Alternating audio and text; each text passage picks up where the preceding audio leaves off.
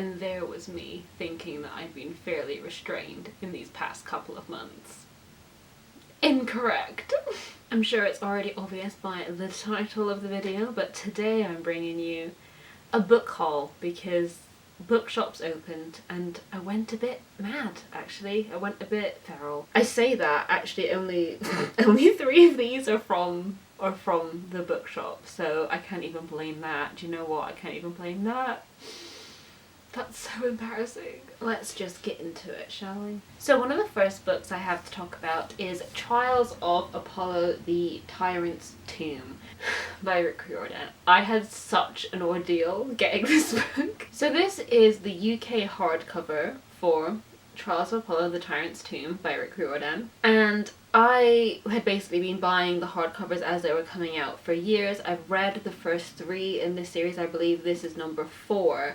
But I think it just must have passed me by when it came out, and then at Christmas I ended up getting number 5 in hardback, so obviously there was a little bit of a gap in my series, so I'm not going to read book 5 without having book 4, but obviously I had to track it down in the UK hardcover, which turns out not as easy as you might think. I didn't think I would have that much of an issue with it because obviously it's an ongoing series. Book 5 has just come out. It's not like it's a series from 10 years ago or something, and this is a pretty popular series. It's Rick Riordan, so I didn't think it would be like a limited run or anything. I just didn't anticipate the problems that I was gonna have, and it turns out literally every single website, Waterstones, Foyles, Bookshop.org, eBay, everywhere I could pretty easily find the US hardcover, just not the UK one. And I think maybe in America they print more of hardbacks. I don't really know what the system is over there, but whenever I want a hardback version of a US book, it's fairly easy to get. But long story short, this was a bit of a nightmare to track down, and I thought I'd found it on Blackwell's because they had a listing for the US hardcover and it had a photo, and then it had another listing for a hardcover that didn't have a photo. I stupidly assumed that, you know, the one that had a photo that was the US hardcover, and I was like, okay, well they have another hardcover on this site but it's not got a picture, so that must be the UK one, because why would they have 2 listings for the same thing? So I ordered it. Long story short, it was the US hardcover, so I need to return that. And then I ended up finding this on a whim on eBay. I just kept checking every day. I kept checking Depop. Anyway, this is such a long story. Basically, it was hard to track down. Finally got it on eBay. It's not in perfect condition. There's a little bit of rubbing on the dust jacket, but I will live with that because at least I have a series that matches, and I can now finally read books 4 and 5 and finish up this series. I'm trying to go in chronological order, but there are so many here that I have forgotten what I got when. I think this is the next one that I bought because I ordered Hamnet and A Little Life for my mum back in March for her birthday. This appeared and it was only like £6 for the paperback, and I thought, I'm ordering stuff anyway, just do a little treat for me. And it was a short, skinny one, so I didn't feel too bad about it. And then, yeah, let's not talk about the rest. But anyway, this was a fairly guilt-free purchase at the time, but in context, not so guilt-free. But this is Again by E. Lockhart, and this came out a couple of years ago, I believe, which is weird because obviously I am an E. Lockhart stan. I've read a lot of her other books and really loved pretty much all of them. I really loved We Were Liars, even though it's fairly basic for BookTube. I remember like when that blew up and everyone was reading it, and then it became cool to not like it because it was like such a basic thing. But it was a good book, so I don't really know why that happened. Also loved Disputable History of Frankie Landau Banks. I also really loved Dramarama, which is her book about a summer at a drama camp. So I mean, that one was just made for me. I've really loved all of her books. I love her writing style. It's just so readable and engaging, and she constantly comes back to the themes of like class and privilege, and I find that really, really interesting, and she does it very well. So as soon as I saw that she had a new book out, I knew I wanted to read it, but I think it just for some reason took me a while to order it. I don't really know why. I think maybe, I don't know if it's a rom rom-com, but it sort of has that device that a lot of rom-coms have, where it's like, if you could live your life again, what would you do differently? That's what it has on the back. This says, after a near-fatal family catastrophe and an unexpected romantic upheaval, Adelaide Butchwald finds herself catapulted into a summer of wild possibility, during which she will fall in and out of love 1,000 times. Bloody hell. Finally, she will have to confront the secret she keeps, her ideas about love, and the weird grandiosity of the human mind. I mean, doesn't that just sound amazing? Like, that's a fairly basic premise, and in the hands of anybody else, it would be quite a basic premise. But in the hands of E. Lockhart, I know there's going to be something more to it, and I'm so excited. And it was at this point in time where my wonderful friend Karis, who has an iconic booktube channel that you need to subscribe to if you're not subscribed already, I will leave her link below.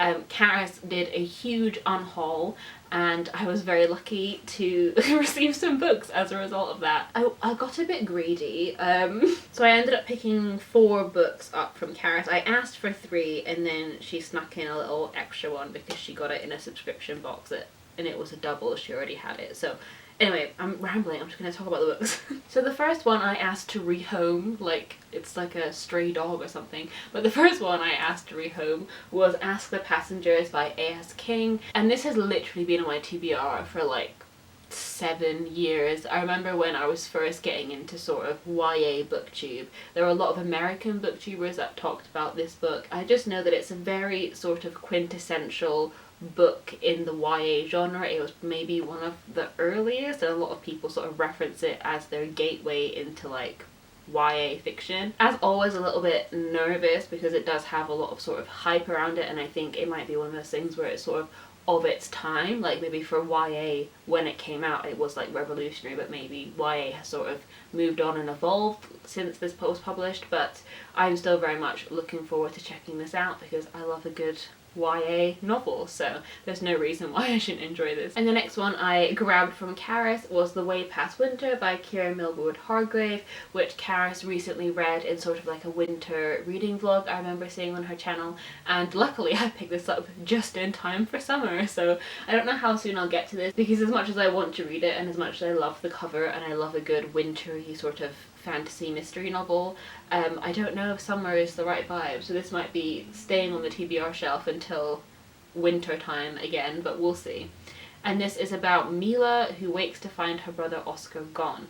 A dark clue suggests oh my god, I can't even read, that doesn't bode well for me. A dark clue suggests he's followed a stranger who visited them in the night. Then she learns that all the boys in the village have vanished except one, the boy mage called Rune. Together, Mila and Rune set out to find them in an extraordinary journey across snowy mountains to the furthest corner of the frozen north. So yeah, this is not a summary one, so this might stay on the TBR for a while, but I'm very excited to get to it eventually. And the next one I grabbed from Karis was The Hazel Wood by Melissa Albert, and this is an ARC, so Karis couldn't sell it, so it's quite exciting. I don't think I own any ARCs. I've got like sort of pamphlets of extracts of books that haven't been published yet, but I've never had like a proper physical ARC, so it's quite exciting. And on the back actually, as I'm looking at it, says bought by Sony Pictures for a major film release, so you all know I'm a film hoe as well, so that's very exciting. I'm excited to see that. I've not even read it yet, and already I'm like, I'm excited for the movie. But this is about 17-year-old Alice and her mother have spent most of Alice's life on the road, always a step ahead of the strange bad luck biting at their heels. But when Alice's grandmother, the reclusive author of a book of pitch dark fairy tales, I didn't even know this was about fairy tales, now I'm so excited for this. Sorry, I lost where I was. But when Alice's grandmother, the reclusive author of a book of pitch dark fairy tales, dies alone on her estate, the Hazel Wood, Alice learns how bad her luck can really get. Her mother is stolen away by a figure who claims to come from the cruel supernatural world where her grandmother's stories are set. What? Oh my god. Alice's only lead is the message her mother left behind: stay away from the Hazel Wood. Sorry if you're wearing headphones, I just realised that was being super loud, but oh my god. How have I not read this already? Like, I had vaguely known about it and had heard good reviews, which is obviously why I asked Kara if she could send this to me. But oh my god, this is such a me book. Why haven't I read this already? You know how much I simp for Angela Carter and dark fairy tales, so I am just beyond ready for this book. I'm so excited. And the last little book that I got from lovely Karis was The Master's Tools Will Never Dismantle the Master's House by Audre Lorde, who's obviously a very famous political activist and feminist and speaker, and we talked a lot about her in school, but I've never actually directly read a full essay by her. I've obviously read bits and pieces and seen her speak in videos and protests and things like that, but I really wanted to read this, and Karis got it in a subscription box, but she already owned it, so she very kindly slipped this in to my parcel. That's the word. So yeah, thank you very much, Karis, for doing what I don't have the strength to do and doing an unhaul and yeah, gifting me with these books. I hope they have found a good home, and I will make them very comfortable, and hopefully I enjoy them as well. And talking of the bloody chamber, I bought a hardback copy. To be fair, the copy that I have of The Bloody Chamber is a little vintage paperback that I studied in school, so it is covered in highlights. There's not any notes in there because I don't like writing in books, and also I had so much to say about Angela Carter. If I tried to write in the margins, it would be a mess. So for a while I've known that I wanted like a sort of special edition. Like, since it's one of my favourite books of all time, like I thought, you know, I can sort of justify getting myself a nicer edition, and obviously because I've already read it, it's not something new that's going on the TBR. So I ended up going for the Vintage Classics hardback edition because I just think this cover is absolutely stunning. It has so many beautiful little details on it of like the wolf and trees and like a key and a mirror and like the blood red choker from the Bloody Chamber story. I just think it's gorgeous, and I love the back is the same. I was like, I love the back as well, but it's exactly the same. What was so annoying is that I ordered this and then I told B, my friend, that I'd ordered it, and she said that she recently got rid of this exact edition of Bloody Chamber because the cover was gorgeous but the font really irritated her and the font was really ugly. And I was like, B, I wish you'd told me that before I'd ordered it. But I've had a look at the font and it's not the nicest, but I think I can live with it, so this is going on my shelf. And now we've hit the point where the bookshops opened and I went a bit mad. I say a bit mad, I got 3 books, which in context doesn't sound like that much, but with everything else I've got, it's a bit overboard. And if you had a look at my huge TBR pile, it's definitely overboard because I don't need to be adding massive chunky books to my TBR. But anyway, let's go ahead and talk about this one. This huge chunky book. It's huge. Plain Bad Heroines by Emily M. Danforth, and she wrote The Miseducation of Cameron Post, which I never read, but I enjoyed the film. I'm not gonna lie, partially a cover buy. I just think this is stunning, and I'd heard some really good reviews of people that had read the arcs, and it's sort of like a dark academia vibe with sapphics, and then I turned to the back and it just says, atmospheric, sexy, creepy, full of lesbians and wasps, disturbing and funny and totally addictive. So I was like, well, lesbians and wasps, I'm there.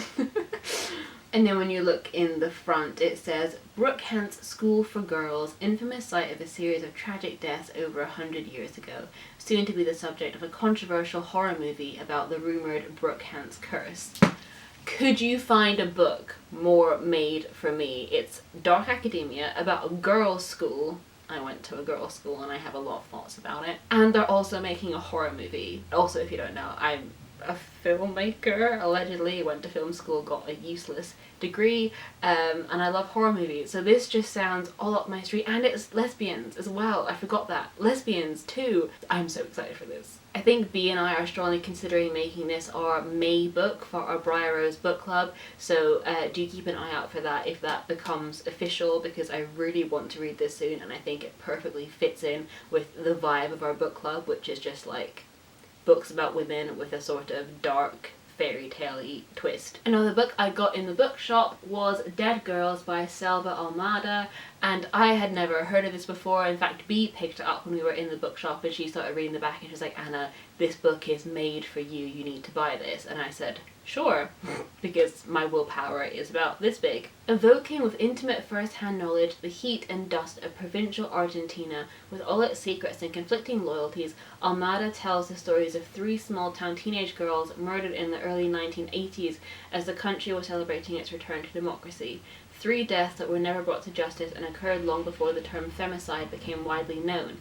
19-year-old Andrea Dan stabbed in her own bed, 15-year-old Maria Luisa Quevedo raped, strangled and dumped in wasteland, and 20-year-old Sarita Mundine, whose disfigured body washed up on a riverbank. In this brutal yet deeply important book, Selva Almada weaves these and other cases of violence against women into a clear-eyed, multifaceted account that has global resonance. This is not a police chronicle, although there is an investigation.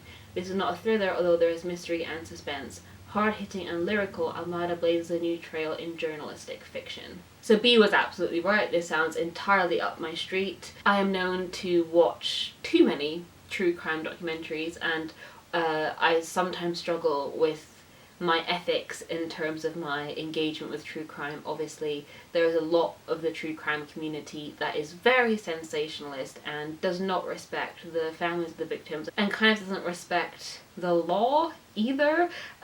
So that I find quite hard to grapple with, because obviously it's so frustrating when someone that you think is obviously guilty doesn't get put away for something. But I do have an issue with sort of trial by media and people just deciding someone's innocence or guilt without knowing very much. And a very good documentary which tackles this exact subject is Casting Jean-Benet by Kitty Green. I've talked about it so many times on this channel, but it sort of plays with that idea of speculation and the sort of mob mentality that can sometimes occur when a case is very big and there's lots of sketchy characters, and especially in that case, Casting Jean-Benet, it's the case of a child, so Jean-Benet Ramsey. But anyway, back to the book. This is very up my street. Obviously, it will probably be quite hard-hitting because, you know, in the news in recent months, you know, violence against women is not a thing of the past. It's something that's very real, that happens every day. And I think I definitely have to be in the right headspace to engage with this one, but I am very interested in women telling these stories specifically, because like I say, it can sometimes get very sensationalist and not great. And also I've been meaning to read more translated fiction for a while, and this translation is done by Annie McDermott, and I'm very excited to get to this one. And my last bookshop purchase was The Poetry of Sex, which is edited by Sophie Hannah. Last year I found the Chris Riddle, I don't know, I think it's Rydell, the Chris Rydell poetry anthologies that he illustrates, and they are so gorgeous. And I read a couple of those last year, and it really sort of reinvigorated my thirst for good poetry. I think for so long I'd been exposed to what people call Instagram poetry, and I feel bad disparaging that because I know that not all of it is cringe and not all of it is what people say it is, but there's a sort of brand of poetry, you know, sort of like Rupi Kaur, Amanda Lovelace, Gabby Hanna, a sort of brand of poetry that just feels disingenuous because it doesn't really aim to be poetry, and because a lot of those poets talk about sort of feminism and sexual assault as the subject of their poetry, they think that exempts them from critique, and that's just not true. And so then when people do critique their work, they can get very defensive and sort of rude and brash about it, and I don't vibe with that. I think if you publish something, it's up for critique. I mean, that's just the way it works. But anyway, I'd been sort of exposed to that sort of brand of like watered down poetry that was just a sentence spaced out on a page for a very long time, and then last year finding the Chris Rydell collections just sort of brought me back to my love of poetry, my love of rhythm and meter, pace and imagery and spoken word, and just poetry isn't prose, right? So when you're reading a poem, you should get something out of it that you wouldn't get from reading prose. And I think that's what the best poetry does. And so anyway, I've been looking at getting into more poetry collections because of that, and I found this one in the bookshop, and it just screamed out to me, you know. I thought it would be fun. And also, as I was flicking through, I found a really funny short poem. It's literally 2 lines, and it just made me laugh so much, and I thought, do you know what? it's worth owning this book just for that. This is a poem called Their Sex Life by A.R. Ammons. One failure on top of another. I just think that's so funny. Like, look how empty the whole page is. It's just this tiny poem, and just those two lines, 6 words, just says so much, and it's so funny. I mean, that's what I love about poetry. It's just the absolute command of language, and not a single word is wasted to just communicate what you're trying to communicate. I think it's such a masterful art, and I'm very excited to get into this collection. There are a few familiar names in the sort of what's it called, contents. So like D.H. Lawrence, W.B. Yeats, Emily Dickinson, E. Cummings, Walt Whitman, lots of very sort of established poets, and also lots of unknowns, so I'm very excited to get into this one. And since my book buying ban was sort of well and truly broken, I say that very lightly, it was never an official book buying ban. Also, I was picking up books left, right and centre, but I thought I might as well just keep going. And I ended up getting on Depop this specific edition of Monsters of Men by Patrick Ness, which is part of the Chaos Walking trilogy. I've already read this series, so obviously I didn't feel as guilty about buying this as I did about buying a new release book. But long story short, when I was reading this series, I bought the first 2 books, read them, loved them, waited a stupid amount of time to buy the 3rd one, and then by the time I wanted to buy the 3rd one, they'd changed the covers and the format. So I have the 3rd book, Monsters of Men, but it's a lot bigger, and the cover is different, and the spine is completely different. It's a completely different size of book, and I thought, that doesn't look great, so I'll just have a little look on Depop to see if the right edition is on there. And it was, so I picked it up. I don't know if you can see it, but it's there. So it's like white, bright orange, and just a lot bigger. So now, it's gonna look like that, and it'll be a lot nicer. And the next purchase was a little bit silly, but also it brought me a lot of joy, so shush. But because I had so much fun reading Chain of Iron in March when it came out, the newest book in the Last Hour series, which is the newest book in the Mortal Instruments Shadowhunter universe, I then picked up both of the Eldest Curses books, which is The Red Scrolls of Magic and The Lost Book of the White by Cassandra Clare and also Wesley Chu, and these are, I believe, collections of short stories that follow Alec and Magnus. That's what I think they are. Are they short stories, or are they just books? Oh, hello! It's fucking signed? What? I'm shook. Is that real? Is that real, or is that a stamp? I think it's real. Is that real? I'm gonna put in a close-up and you can all tell me in the comments if you think it's real or not, because I am so shook. Oh my goodness. Also, wait, I don't even...